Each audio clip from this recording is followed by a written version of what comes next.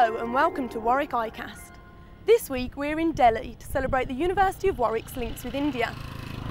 The university has organised a series of events to coincide with the 60th anniversary of Indian independence, and one of those events is a further meeting of the Warwick Commission. The Commission are here to discuss the future of the multilateral trading system with trade experts and policymakers before finalising the recommendations of their report to be launched in December in Geneva. Vice-Chancellor Professor Nigel Thrift tells us more. The university is in Delhi for two main reasons. The first of these is because it wants to seek even greater cooperation with India, remembering that it's always been the British university with significant cooperation with the country. Secondly, the university is here in order to negotiate and talk with people involved with world trade as part of the programme of the Warwick Commission. The Warwick Commission is now at the point where the draft of the report has been prepared and its conclusions are being shared with numbers of policymakers around the world. At that point, a final draft will be written and the report will then be launched in Geneva in December. The importance of the Commission's choice of coming to a country like India cannot be underestimated. Its rapid economic growth means that it's right at the sharp end of the kind of issues the report will make recommendations on. Warwick Commission had suggested for the participants a problematic which contained 6 specific points. We deliberated all those points and of course issues beyond that. Now that discussion was very stimulating and very productive. I am hopeful and I am more or less confident that Commission will take note of several points raised in the meeting and issues raised, highlighted in this meeting discussion, and I am sure those will be reflected in the Commission report. A report of this nature which has to capture consensus views from around the world is not often a very simple task. It's not an easy task, but I think we are getting there. And we should be able to get a report which will be able to evolve a consensus approach on what we think are the reforms required in the world trading system in order to make it beneficial for all. It was important that we actually brought the Commission to somewhere like India, given the changes that have taken place in the world trade system. And the key new players are China, India, Brazil. In Delhi, really partly to finalise the report, but also it's an opportunity to talk to the Indian community, the trade community and others about how they see the trading system and what their view is of the sorts of issues we're trying to wrestle with.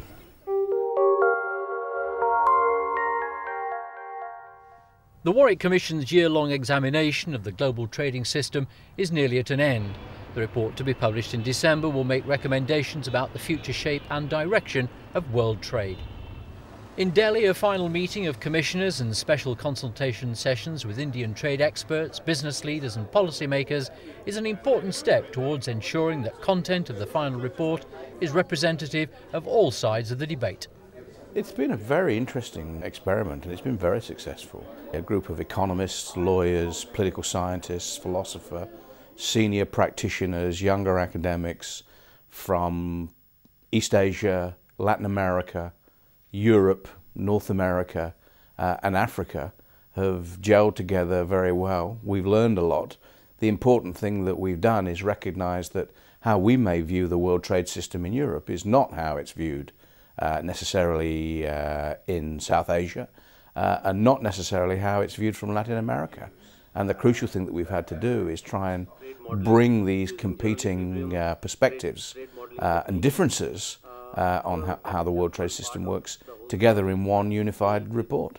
We knew that this was not going to be an easy task. These are hard questions that the multilateral trading system has been dealing with for some time now. So, and I would say probably the hardest thing has been to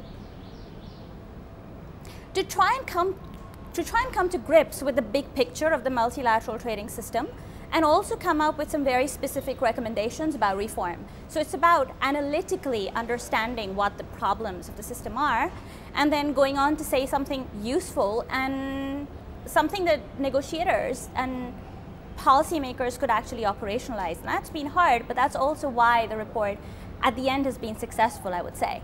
What's novel about this commission is that it's not just mainstream trade specialists.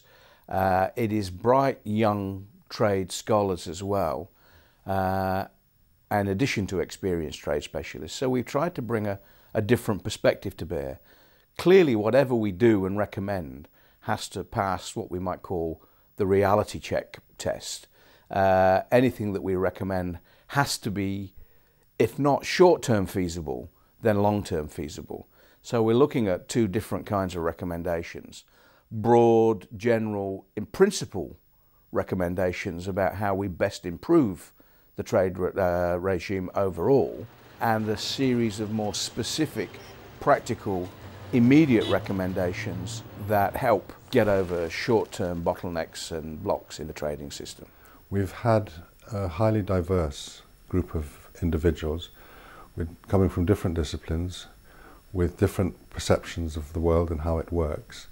And there has been a remarkable willingness on the part of all the commissioners to try to understand where each one is coming from. And I think that has been a very positive and educative experience. It was difficult to have agreement on the agricultural issues. It's going to become increasingly difficult.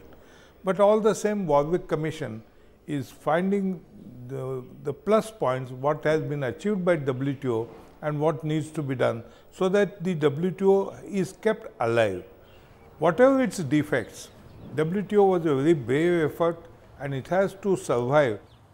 The Commission is proceeding on very right directions. Today what is important is that WTO must continue. That's important. With all its data, and as the Commission has pointed out, the WTO has succeeded on a number of fronts, and in many cases it has been a victim of its own successes. So that positive side should be brought about, and the WTO negotiations should continue, but the content of the negotiations will change in a very subtle manner so that the multilateralism triumphs, even though the structures of WTO undergo fairly radical modifications.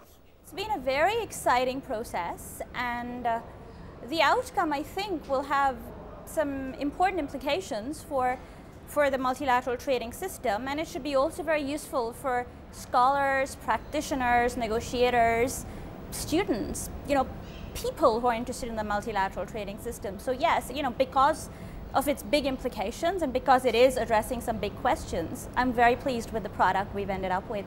It's so far been a wonderful success. There's absolutely no doubt about that whatsoever.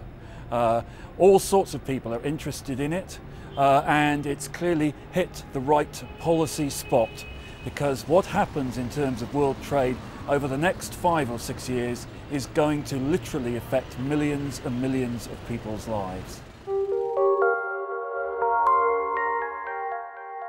And that's all we've got time for this week. So from Warwick ICAST here in Delhi, goodbye.